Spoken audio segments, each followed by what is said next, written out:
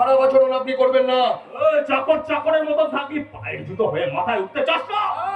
পায়ের জুতো হলেও না দিদিমণি আমাকে সম্মান জানিয়ে কথা বলেন। আর হ্যাঁ, এই এতক্ষণ ধরে দিদিমণি আপনাকে এত অপমান করলো, তাতে করে তো আমার মনে হচ্ছে আপনি দিদিমণির পায়ের জুতো হওয়ার যোগ্য নন।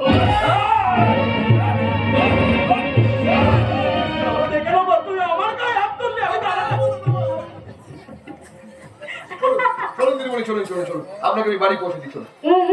এত তাড়াতাড়ি আমি কোথাও যাবো না। আজ আমি পুরো দিন তোমার সাথে ঘুরে বেড়াবো।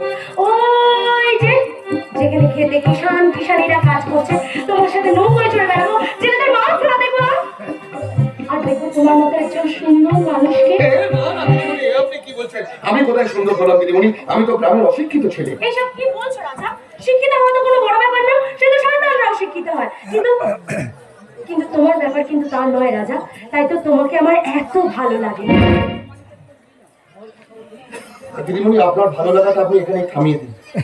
না না, আমি বেশ কয়েকদিন ধরে লক্ষ্য করছি আপনি কেমন যেন আমার প্রতি একটু দুর্বল দুর্বল হয়ে পড়েছেন। দিদিমণি, ভুলে যাবেন না আপনি কিন্তু আমার মনিবের মেয়ে, আর আমি আপনার বাড়ির কাজের লোক। আমার স্থান আপনার পায়ে। জি জি রাজা, এসব তুমি কি বলছো? তোমার স্থান আমার পায়ে নয়, তোমার স্থান আমার বুকে। পাশ্চাত্য শিক্ষায় শিক্ষিত হলেও আমি ভালোবাসি এই দেশ, দেশের মাটিকে। আর সেই মাটির ছেলে তুমি রাজা, আমি তোমাকে ভালোবাসি রাজা।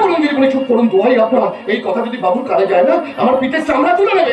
কিচ্ছু করতে পারবে না, আমি সামালিকা, তাই আমার সিদ্ধান্তে হস্তক্ষেপ করার অধিকার আমার বাবার নেই। দিদিমণি, আপনি কেন বুঝতে চাইছেন না? তেলে আর জলে কখনো মিশ খায় না দিদিমণি। কোথায় আমার মতো একটা গরিব ঘরের ছেলে, আপনি আপনি কত বড় লোক ঘরের মেয়ে, আমার সঙ্গে আপনাকে মানায় না দিদিমণি। ভালোবাসা কখনো জাত পাত গরিব বড়লোক মানে না রাজা।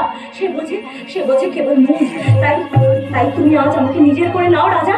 এই ফাঁকা মাঠে, এই খোলা আকাশকে সাক্ষী রেখে তুমি শুধু আমার হয়ে যাও। চুপ করুন দিদিমণি, চুপ করুন, দোহাই আপনার। এই কথা বলবেন না দিদিমণি। না না, আমি পারবো না দিদিমণি, আমি পারবো না। তাহলে তুমিও শুনে রাখো রাজা, আজ যদি তুমি আমাকে নিজের বলে গ্রহণ না করেছো, তাহলে তাহলে আমি আমার শরীরের সমস্ত জামা আবার খুলে